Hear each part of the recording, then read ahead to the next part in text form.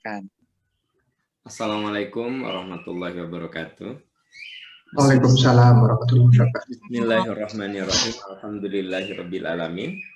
La ilaha illallah wahdahu la syarikalah, lahul mulku wa lahul hamdu wa huwa ala kulli syai'in qadir. Asyhadu an la ilaha illallah wa asyhadu anna Muhammadan abduhu wa rasuluh. Allahumma shalli ala Muhammad wa ala ali Muhammad kama shallaita ala Ibrahim wa ala ali Ibrahim fil alamin innaka Hamidum Majid.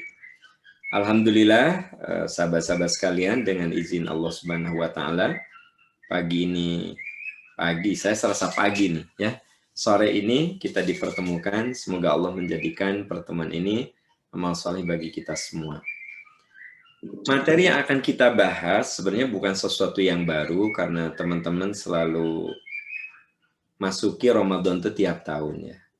Tapi saya ingin mengikuti sunnah Rasul. Jadi memang Nabi Shallallahu Alaihi Wasallam apabila di bulan Sya'ban, seringkali beliau mengingatkan tentang bagaimana kesiapan mental kita menghadapi Ramadan. Makanya ada sebuah tradisi yang bagus di kita, Tarhib Ramadan. Itu sebenarnya sesuai sunnah Rasul. Jadi Nabi itu selalu nasihat-nasihat beliau ya di minggu terakhir di bulan Sya'ban lebih sering mengingatkan bagaimana kita bisa melewati Ramadan dengan indah, dengan amalan-amalan terbaik. Jadi sebenarnya mungkin tidak ada sesuatu yang baru, lebih ke untuk saling mengingatkan saja. Sahabat-sahabat sekalian, kalau kita bicara tentang Ramadan, saya satu hadis saja dulu diambil, karena memang riwayat tentang saum itu banyak sekali. Nabi Shallallahu Alaihi Wasallam mengatakan, bersabda, "Qad ja'akum syahrul ramadana syahrun mubarakun, iftaradallahu alaikum siyamahu." Hadis riwayat Imam Ahmad. Telah datang kepadamu bulan penuh berkah, diwajibkan kepadamu ibadah puasa. Jadi Nabi menyebut bulan diwajibkannya saum itu dengan istilah syahrun mubarak, bulan yang penuh keberkahan. Berkah itu apa? Berkah itu secara definisi ziyadatul khair fil khair. Berkah itu artinya bertambah kebaikan dalam kebaikan. Kebaikan dalam kebaikan. Nah, berarti berkah itu hidup yang bertumbuh dalam kebaikan. Sahabat-sahabat sekalian, kalau Anda datang ke yang menikah, doanya apa? Doanya apa? Barakallahu laka. Barakallahu laka wa baraka alaika wa jama'a bainakuma fi khair. Awas jangan salah ya. Taqabbalallahu minna wa minkum. Pernah itu di apa sih? Di pernikahan di depan saya itu gini ke pengantin teh, taqabbalallahu minna wa minkum. Alhamdulillah si pengantinnya ngeh. Coba kalau pengantinnya ngeh, pasti bilangnya siyamana wa siyamakum. Jadi kalau taqabbalallah kan habis Idul Fitri ya. Nah, jadi kenapa sih orang yang menikah, ucapan kita kepada yang menikah dengan barakallahu laka. Semoga Allah memberkahi. Karena supaya kebaikannya tuh bertambah. Dari pernikahan, rizkinya bertambah, keturunan bertambah, ibadah bertambah. Itu maksudnya. Makanya yang namanya berkah itu ziyadatul khair fil khair, kebaikan yang punya nilai plus, alias dengan kata lain yang namanya hidup berkah itu bertumbuh dalam kebaikan. Makanya rumah tangga yang berkah yang bertumbuh dalam kebaikan. Ilmu yang berkah yang terus bertumbuh ya. Dulu teman-teman dokter umum sudah begitu dokter spesialis, subspesialis, dan seterusnya. Berarti kan bertumbuh dalam kebaikan. Nah, Bapak Ibu, Ramadan itu mengasah 3 hal secara terintegrasi. Pertama, jasad. Kita sadari bahwa Islam mengajari kita untuk menjaga jasad, karena jasad itu amanah. Nabi mengatakan, al-mu'minul qawiyyu khairun wa ahabbu ilallah minal mu'minid dha'if. Mukmin yang kuat itu lebih Allah suka daripada mukmin yang lemah. Jadi Islam mengajari kita jasad itu amanah. Makanya Nabi sangat menjaga jasad, dimulai dari kebersihan. Teman-teman sekalian, kalau Anda bertemu dengan Rasul, first impression adalah Nabi itu orang yang bersih. Kata orang Sunda berseka. Ya, kan ayah orang yang kalau kita ketemu teh baru kesan pertama teh kucel kumel bengen seseuheun. Nah, ini teman-teman yang bukan orang Sunda tidak ngerti kucel kumel bengen seseuheun. Kalau dokter mah rata-rata, bukan rata-rata, sudah dipastikan first impression kalau pasien itu lihat bersih. Ya. Walaupun sih ada beberapa dokter yang baju dokternya ledeh, coba suruh kasih tahu ya ganti tuh. Saya beberapa kali di rumah sakit kok cek saya teh, nah dokter teh baju yang putih nate, ya ledeh teh naon asal bersih jika nama dukatara dicuci digantungkeun wae. Nah, jadi teman-teman sekalian, kalau dokter mah kan sudah pastilah bersih. Nah, Islam tuh mengajari kebersihan. Rasulullah itu rajin olahraga. Coba ini bapak-bapak dokter nih. Rasulullah itu rajin olahraga. Coba siapa yang menjelaskan olahraga Rasul? Bukan sahabat. Baca dalam Sahih Bukhari. Siapa coba? Istrinya. Berarti Nabi mah kalau olahraga itu ngajak istri. Kata Aisyah radhiyallahu anha, aku sering berlari dengan Rasul. Kadang Rasul mendahului aku, kadang aku mendahului Rasul. Barangkali ini yang disebut sekarang ini olahraga kardio. Jadi Nabi menjaga jantungnya, paru-parunya supaya bagus, kardio. Dan Nabi juga menjaga ototnya. Beliau olahraga berkuda, memanah, bela diri. Dan itu yang menceritakan istrinya. Jadi Pak, sunnahnya olahraga teh ajak istri. Bapak mah kalau istri mau ikut nggak jadi olahraga teh. Ya. Pak Dokter Edo gitu henteu tah. Lamun istri ikut teh jadi olahraga teh. Ayah mau kemana? Mau tenis? Ikutlah langsung. Kita ngomong ke istri kita, mah jika nama terjadi nggak jadi, lalu kita nelpon ke teman kita, Gus sore itu terjadi. Kenapa? Nyonya yang ngilu. Nah, jadi kita mah kadang-kadang mun istri ikut teh nggak jadi. Paling kalau olahraganya mau golf, wah di situ makan ada Kedi, ada Ica, Ita, Sinta, Dela, ya Tita yang orang Dayakolot. Jadi tambah-tambah lagi kalau mau golf. Intinya Nabi itu pola makannya sehat. Beliau itu makan kalau lapar. Tolong diluruskan nih para dokter. Katanya orang kalau disiplin makan emang laparnya pada jamnya. Saya diberitahu oleh dokter gizi, Pak Aam, makannya disiplin. Jam 7 misalnya, jam 1, jam 7 lagi. Nanti jam 10 selingi dengan buah. Tapi benar loh, tiap jam 7 saya lapar. Jam 8 teh, jam 8 teh, jam 10 nagih lagi. Jam 12 belum lapar. Nanti menjelang jam 1 lapar. Jadi yang dimaksud Nabi itu makan kalau lapar, berarti beliau itu makannya disiplin. Kalau teman saya mah, karena nggak disiplin, tiap ningali makanan lapar. Ayah cireng makan, ayah tahu makan. Jadi memang lapar itu kaitannya dengan kedisiplinan. Nah, Bapak Ibu dokter luruskan kalau saya salah. Tapi saya sebagai pasien merasakan memang begitu saya makannya disiplin, pada jam itulah saya lapar. Rasulullah itu katanya makan kalau lapar. Berarti pada jamnya. Dan beliau ketika makan, berhenti sebelum lapar. Berarti sesuai dengan kebutuhan tubuh. Makanya badan Nabi itu gemuk tidak, kurus tidak. Sedang. Nah, gitu.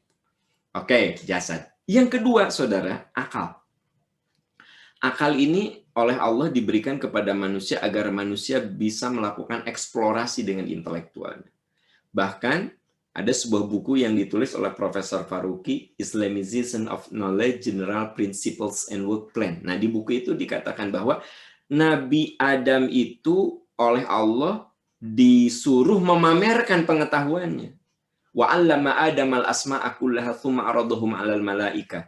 Adam diberi kemampuan untuk melakukan eksplorasi dengan intelektualnya. Dan saat itu Nabi Adam disuruh memamerkan. Tsumma 'aradahum 'alal malaika.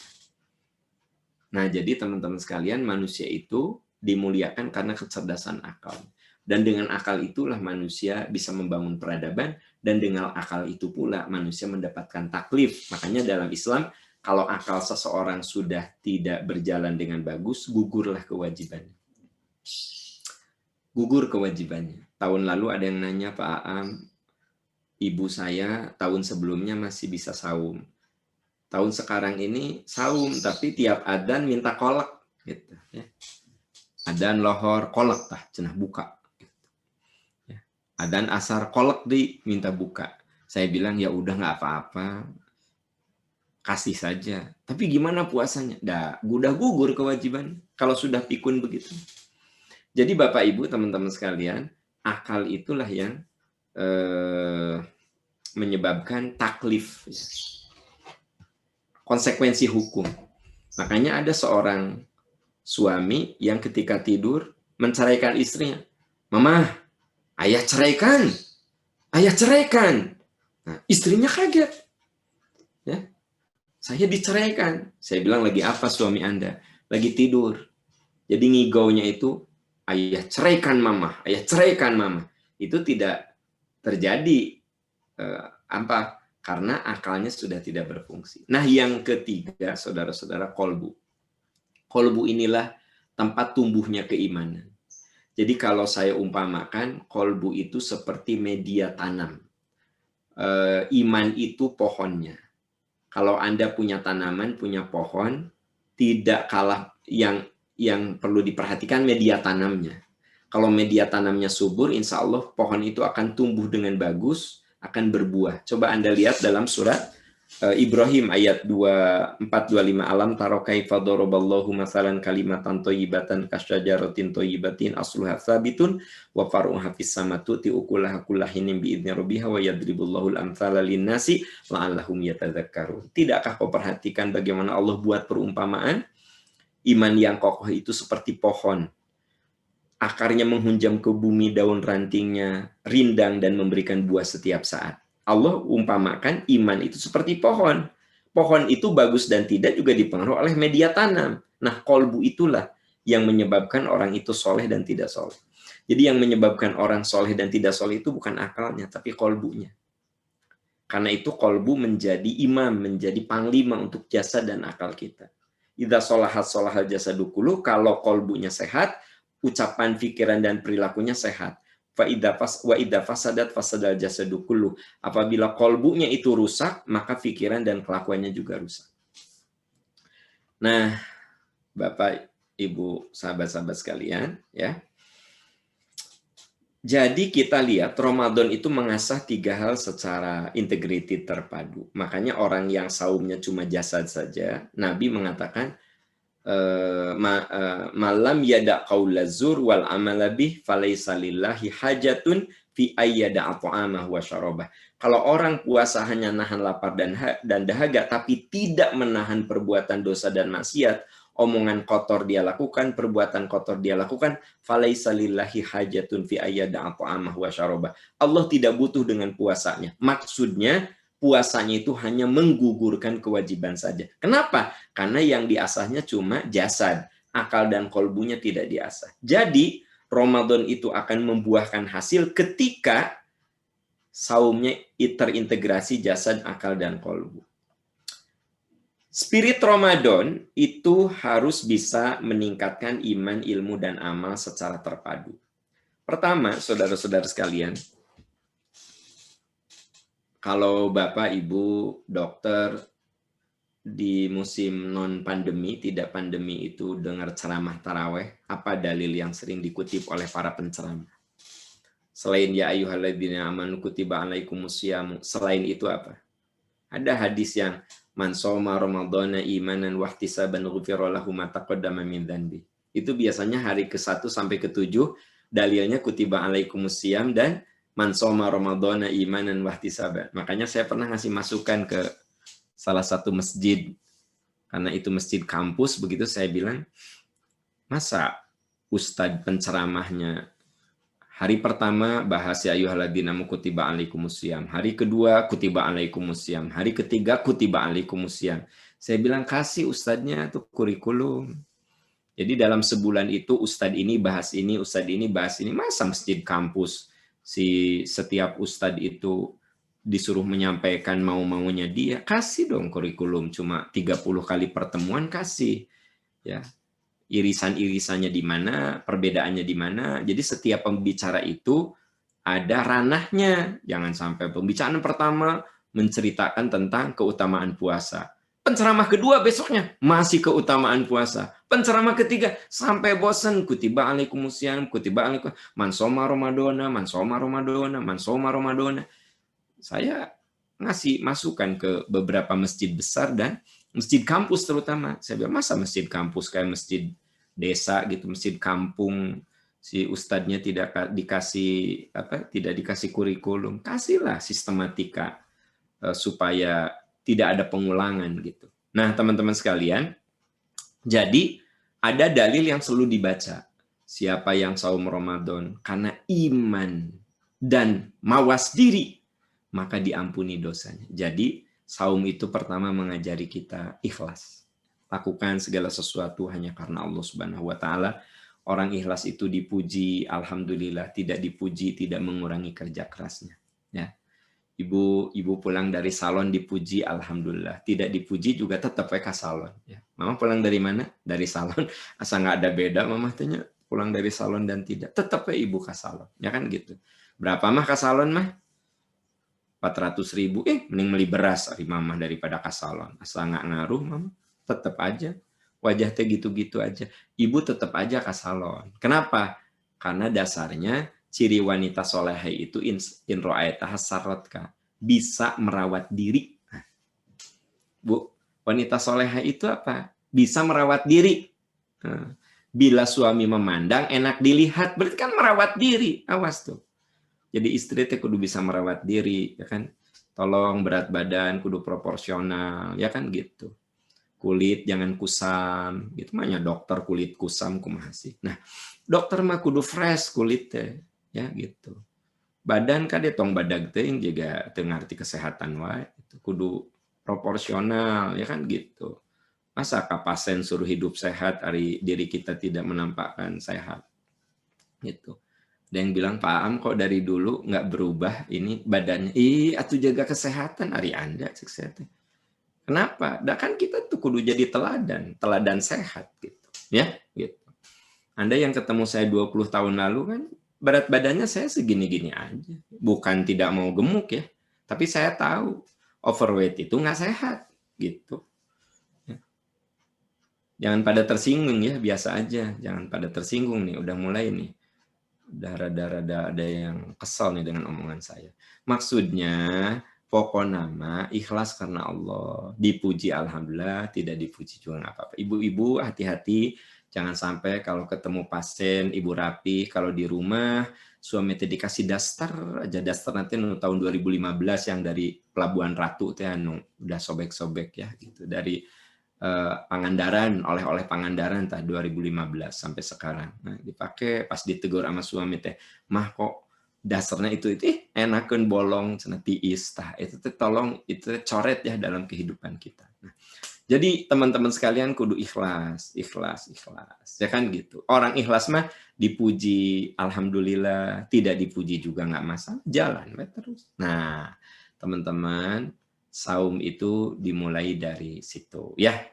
Segala aktivitas kita dari situ. Yang kedua, sering mendengar nasihatnya. Manusia itu makhluk yang harus diulang-ulang kok. Pandemi ini udah 14 bulan ya ada di Indonesia. Udah 14 bulan.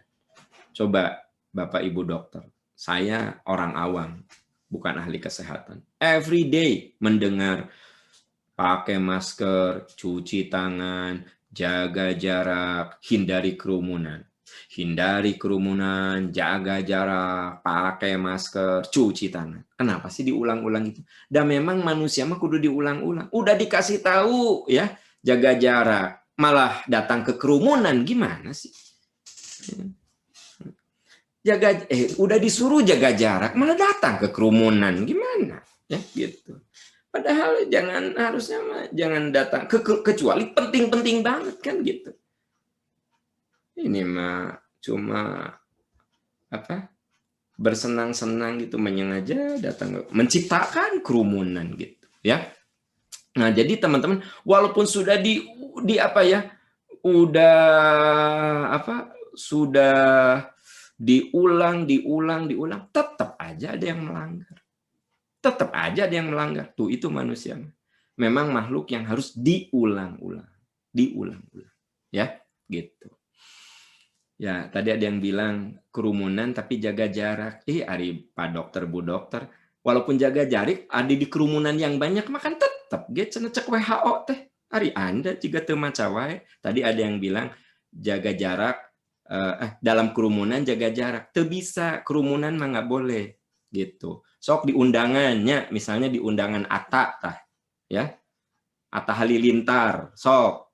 Ya, jaga jarak, tapi ada kerumunan. Teu bener cek WHO mah, nggak bisa. Tetep kerumunan teh kudu dihindari walaupun jaga jarak. Kalau mau di tempat terbuka, tah, di lapangan bola, tah, sok gitu. Nah, kalau ada yang komen terus sayanya nggak setuju, saya jawab, saudara-saudara. Gitu. Itu ya, bisa gitu, ada yang gini, ya kerumunan juga kalau jaga jarak, teu bisa. Saya baca dari WHO, kerumunan itu apalagi di dalam ruangan, walaupun jaga jarak, berpeluang. Gimana hari Anda? Saat tadi no komen. Nah, oke, kita lanjut.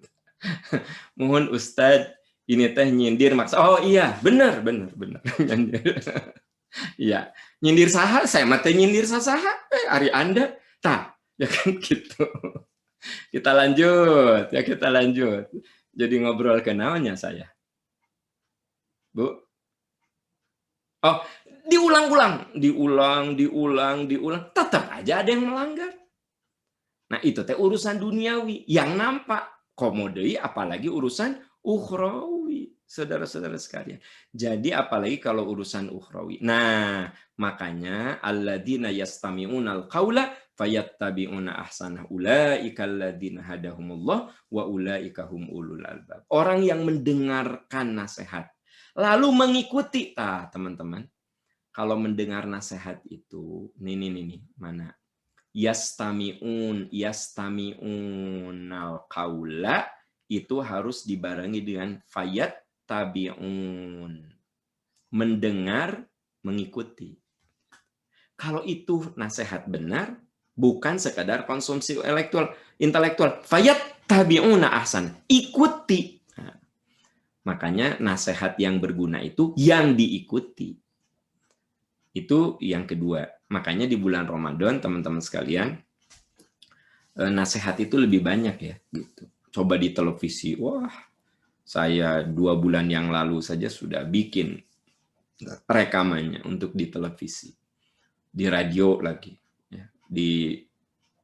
Kalau lagi nggak COVID kan, kalau nggak lagi pandemi kan, ba'da Isya nasihat, ba'da subuh nasihat, ba'da duhur nasihat, terus digeder kan gitu.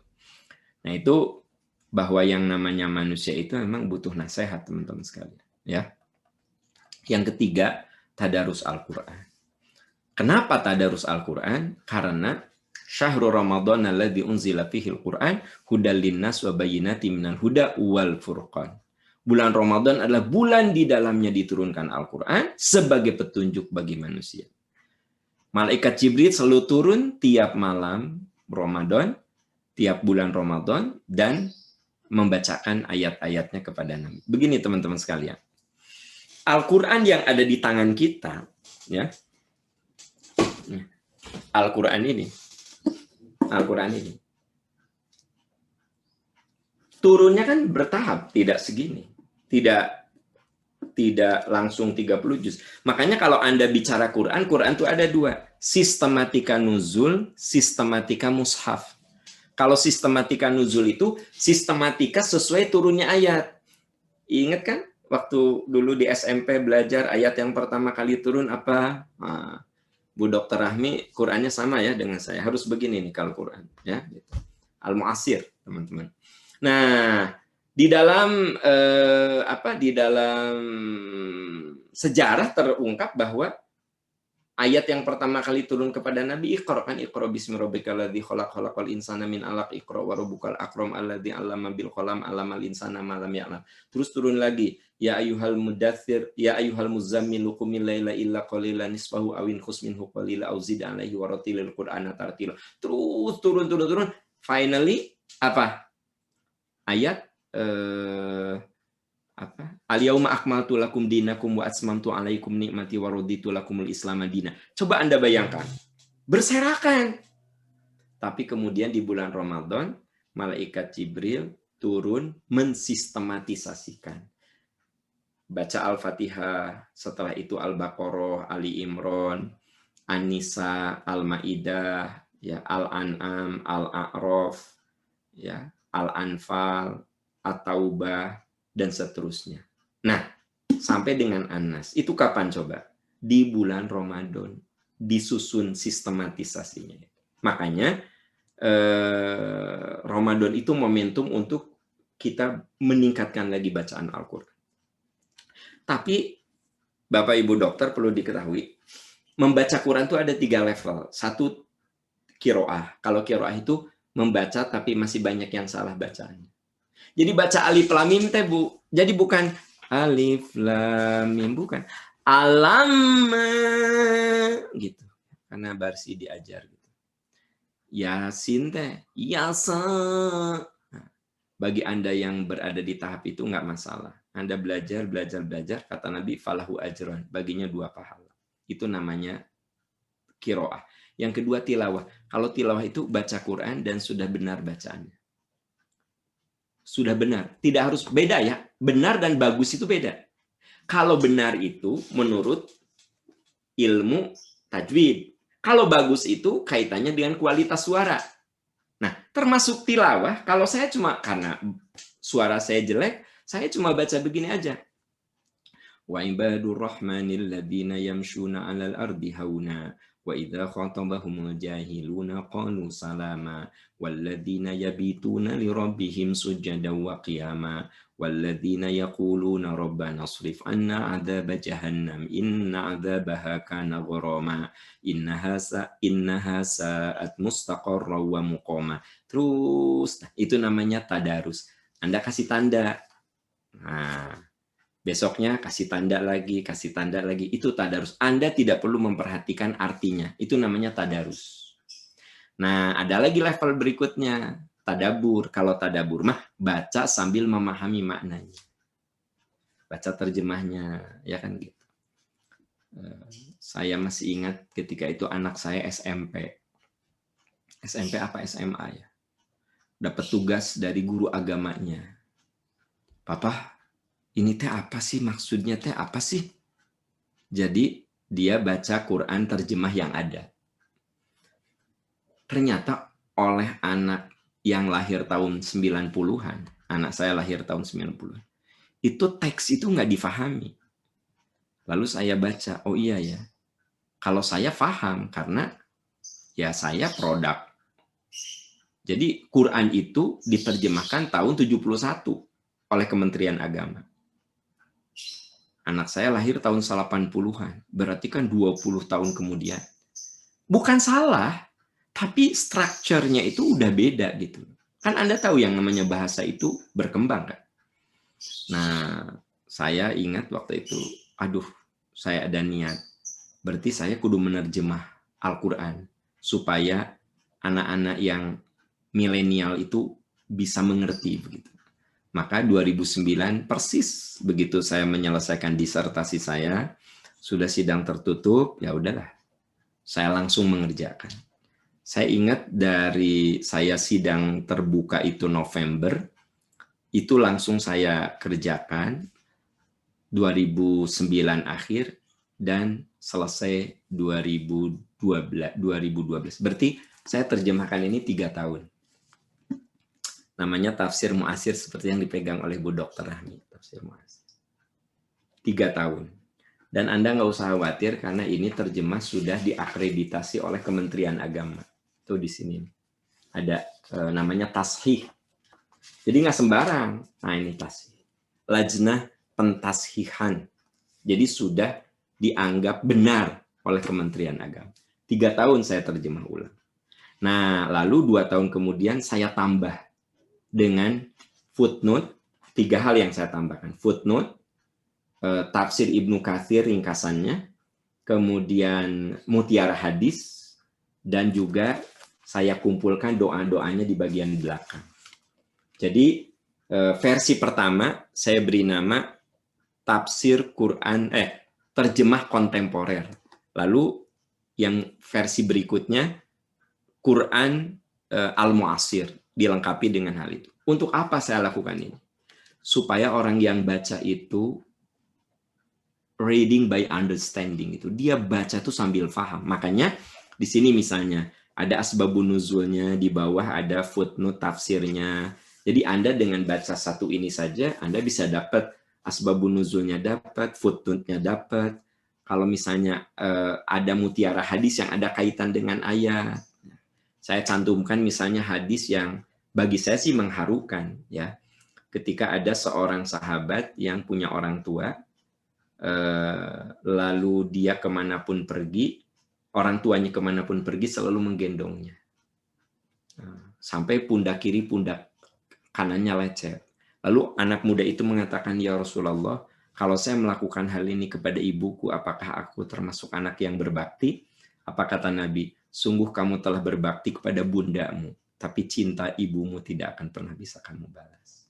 Nah itu ketika saya membahas ayat wa wassaynal insana biwalidahi, kami wajibkan kepada anak untuk berbuat baik kepada orang tua. Dalilnya ada, tapi di bawah saya cantumkan mutiara hadis yang menggambarkan bahwa sehebat apapun kita berbakti sama orang tua, Bapak Ibu dokter, gak bisa dibalas dengan apapun.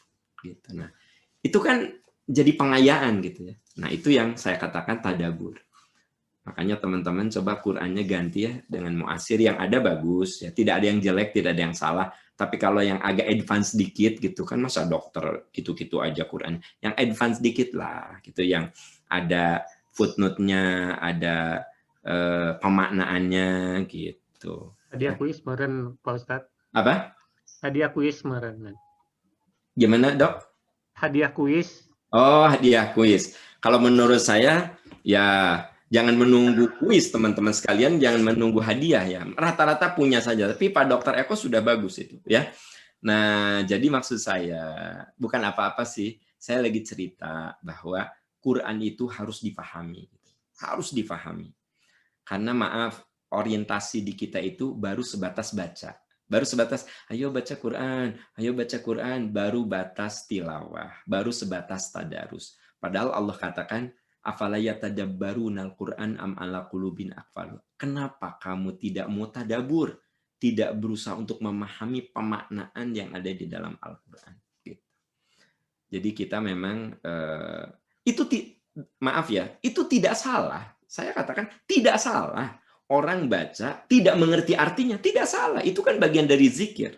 Kata Nabi, kalau kamu baca Quran, kamu dapat pahala bukan dari setiap ayat, dari setiap huruf. Setiap huruf. Jadi itu tuh bagus. Namun, kan kita kudu menaikkan kualitas kita. Harus mengupgrade kualitas kita. Bukan hanya batasnya tilawah, tapi kudu sampai derajat tadabur. Gitu. Derajat tadabur. Nah, Ramadan itu kita tingkatkan tadabur kita, tilawah kita, ya. Yang keempat, nah ini yang tidak boleh dilupakan teman-teman sekalian. Salah satun la turaddu da'watuhum as-shaimu hatta yuftira wal imamul adil wa da'watul madlum. 3 orang yang doanya tidak tertolak.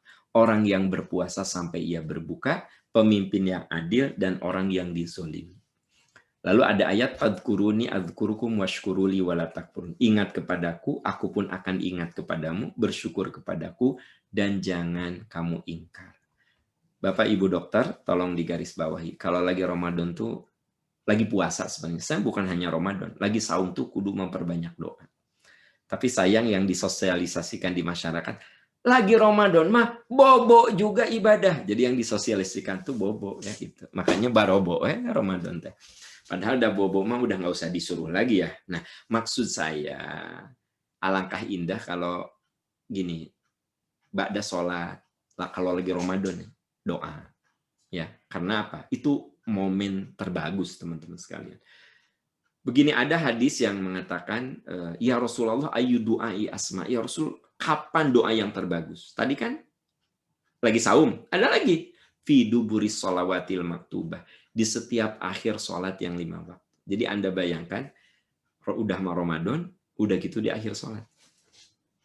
Makanya doa yang bagus itu bukan doa yang bukan doa yang bahasa Arab, tapi doa yang Anda pahami, yang kita pahami. Itu doa yang bagus. Paham doa yang bagus yang gimana? Yang kamu paham. Yang kita paham. Ngapain Anda berdoa 40 halaman?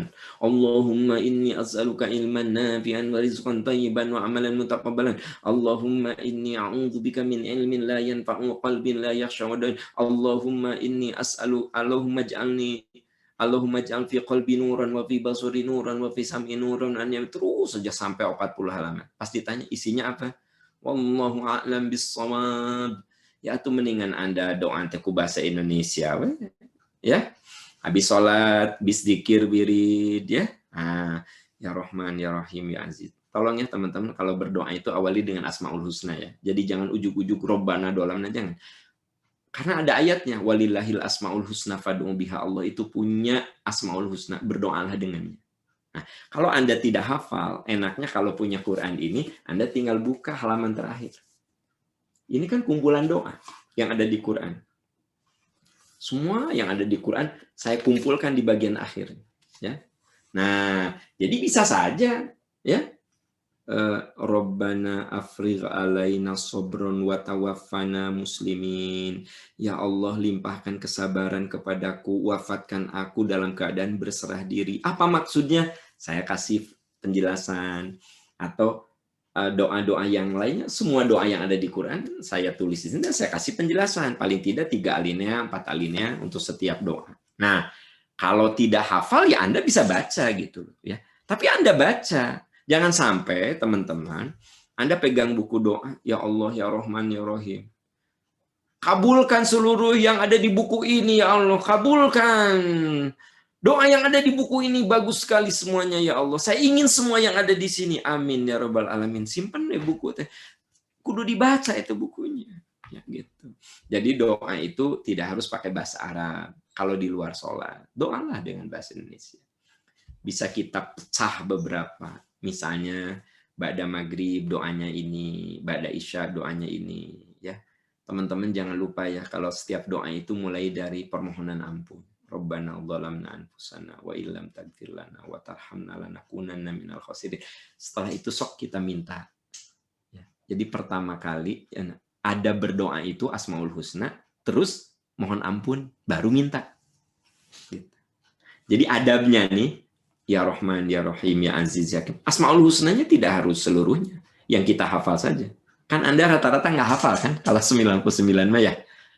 Kecuali Bu Dr. Rahmi hafal, Pak Dr. Eko hafal, ya itu Pak Dr. Gunawan itu hafal Asmaul Husna, ya kan gitu. Pak Dr. Edo hafal Asmaul Husna, 88. Tapi kan saya tidak hafal 88. Berarti apa? Yang saya hafal saja. Ya Rahman, ya Rahim, ya Aziz, ya Hakim, ya Ghafurur Rahim. Rabbana dhalamna anfusana wa illam taghfir lana wa tarhamna lanakunanna minal khasirin. Ya Allah yang Maha Pemurah, berikan kepadaku keluarga yang soleh, mawaddah, rahmah, sakinah. Berikan kepadaku ya Allah anak-anak yang soleh, yang sehat, yang cerdas, yang bisa menjadi cahaya kubur setelah aku pulang ya Allah. Jadikan anak-anakku orang yang soleh, soleha, sehat, cerdas, bisa menghadapi tantangan zaman. Kan enak, ngalir gitu teman-teman. Ngalir. Nah, tahu nggak? Itu tadi Ramadan, kudu diperbanyak doa.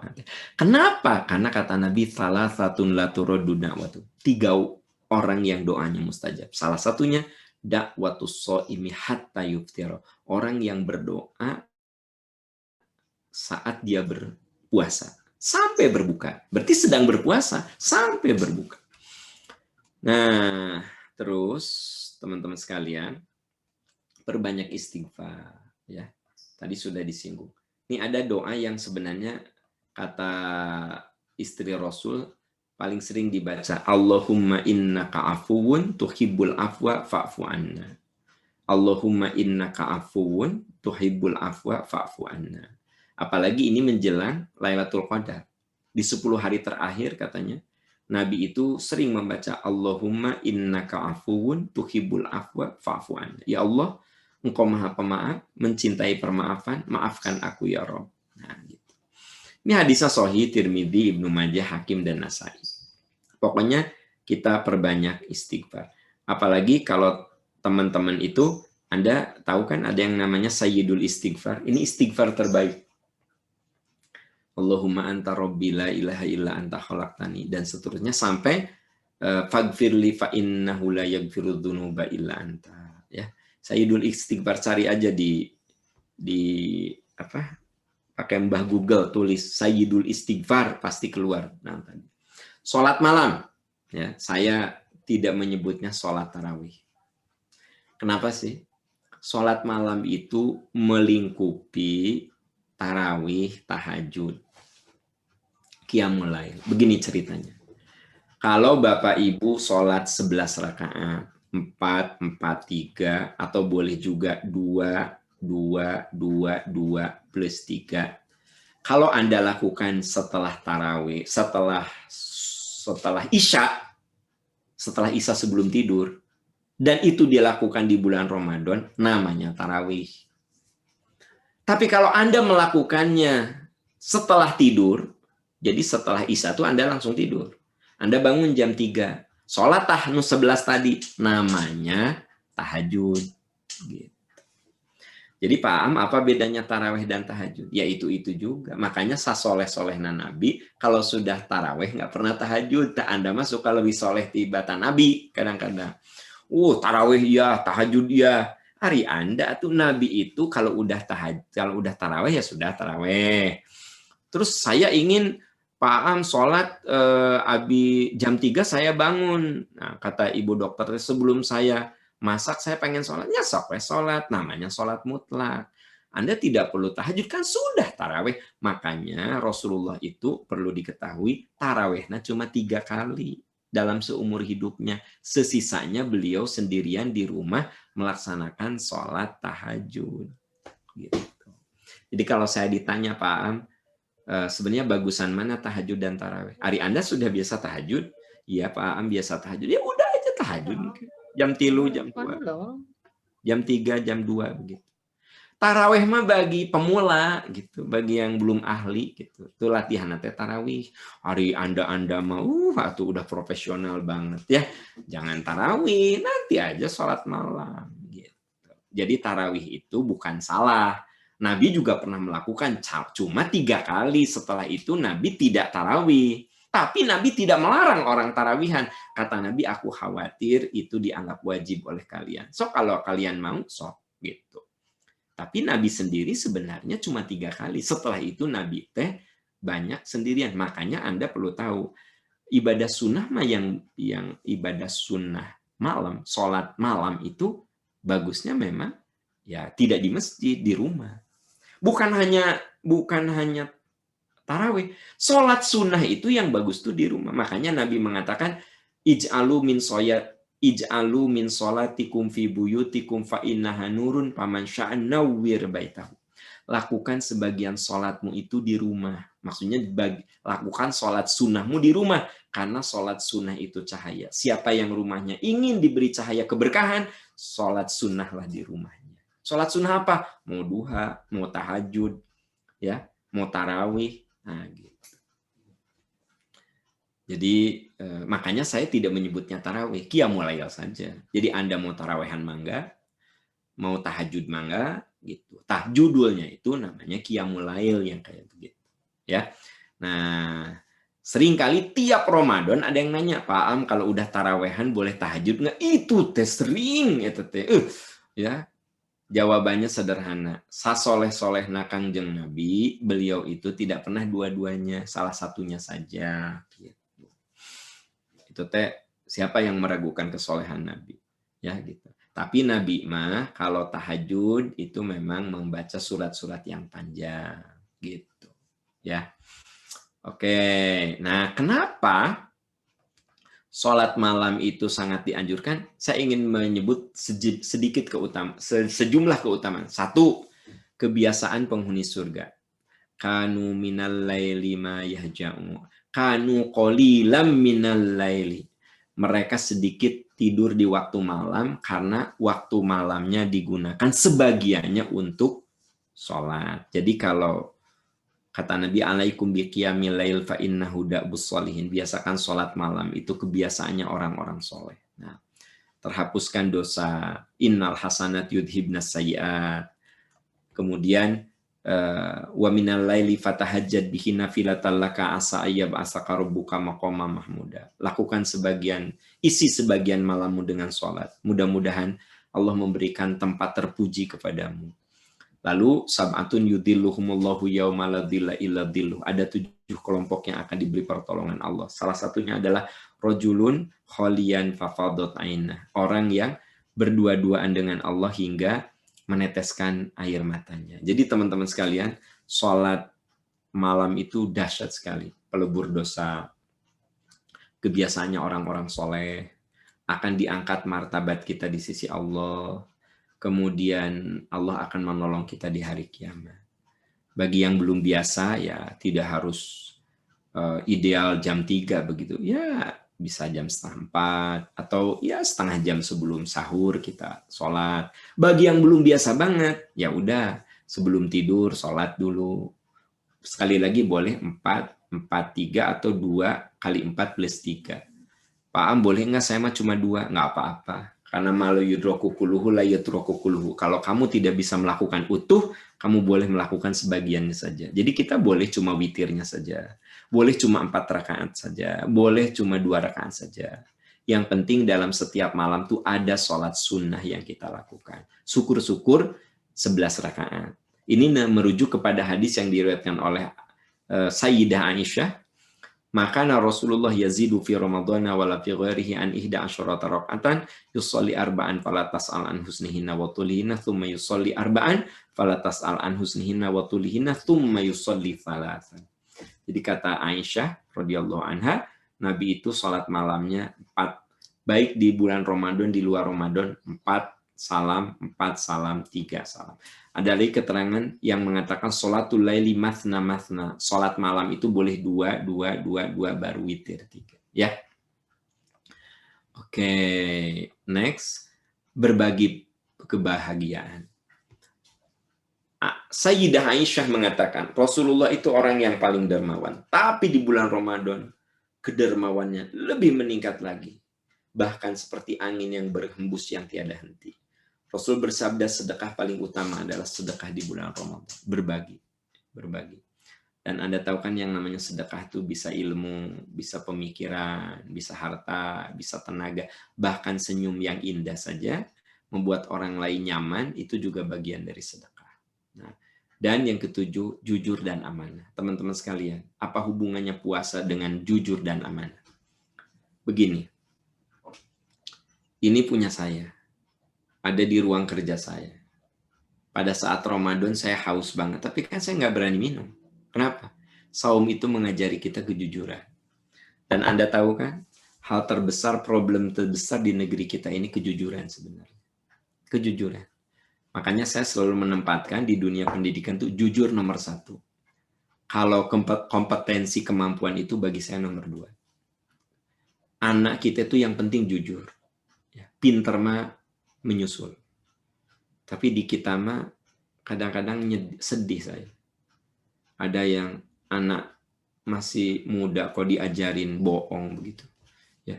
Karena ingin di SMA 3, rumah dia di Cimahi, pindah kakaknya ke tukang kebun di SMA Tilu. Pindah ke, nggak ngerti saya. Anak kita mau dijadiin apa sih? Biar kamu diterima di SMA 3, kan mama SMA 3, kamu juga kudu SMA 3 ya.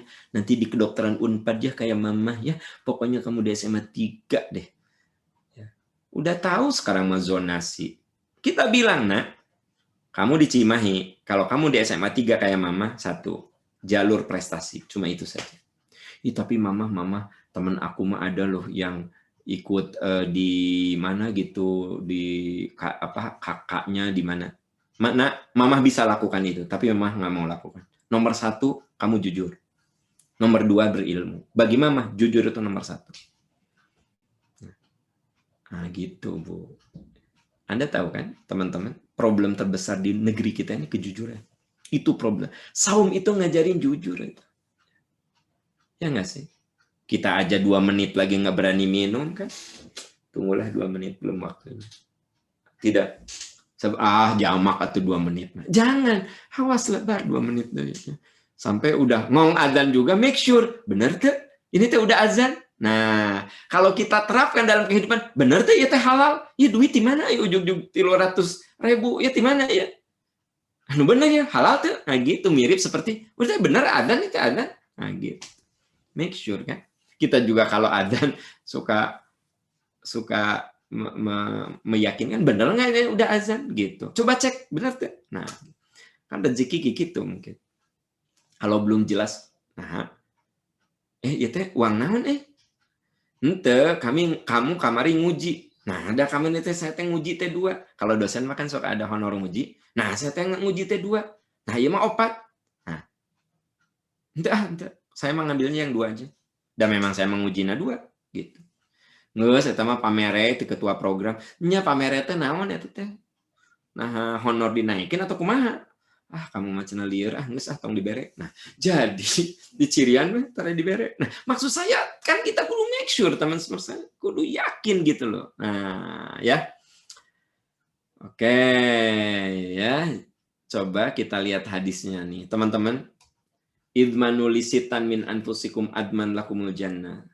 Lakukan 6 perkara, aku jamin kamu masuk surga. Jujur. Kalau orang udah jujur, dia akan memenuhi janji, dia akan menunaikan amanah, dia akan menjaga kehormatan dirinya, keluarganya, profesinya, ya, lembaganya, bangsanya, dan dia akan menjaga pandangannya untuk selalu yang benar, pandangan yang benar, penglihatan yang benar, berpikir yang benar, dan jaga tanganmu dari kesewenang-wenangan.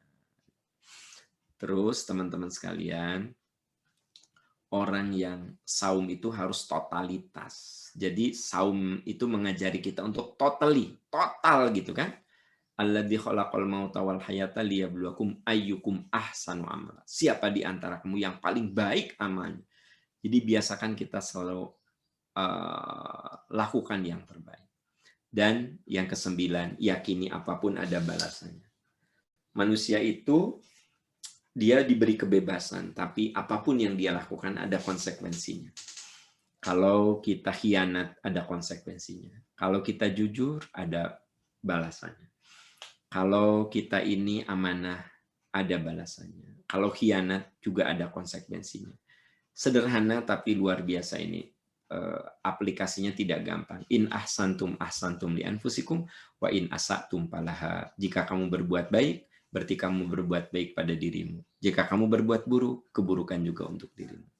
Nah, ketika saum, jauhi 3M, membanggakan diri, merendahkan orang lain, dan menyalahkan orang lain. Ini yang akan merusak saum kita. Membanggakan diri, meremehkan orang lain. Gosip itu kan meremehkan orang lain, ya, gitu. Fitnah itu meremehkan orang lain. Terus kita menyalahkan orang. Nah, 3M ini akan merusak saum kita. Bapak, Ibu, sahabat-sahabat tercinta, Ramadan berorientasi mengasah jasad, akal, dan kolbu untuk meraih keberkahan. Ramadan mengajari kita agar keluar dari zona nyaman, agar tercapai ketakwaan. Ramadan itu mengajari kita keluar dari zona nyaman sebenarnya. Tadinya kapanpun bisa minum, ditahan. Kapanpun kita bisa makan, ditahan. Dari zona nyaman itu kita dilatih untuk keluar dari zona nyaman. Untuk supaya tercapai suatu ketakwaan. Bapak, Ibu, sahabat-sahabat sekalian, itu yang bisa saya sampaikan. Pak Dokter, saya sudah ceramah 50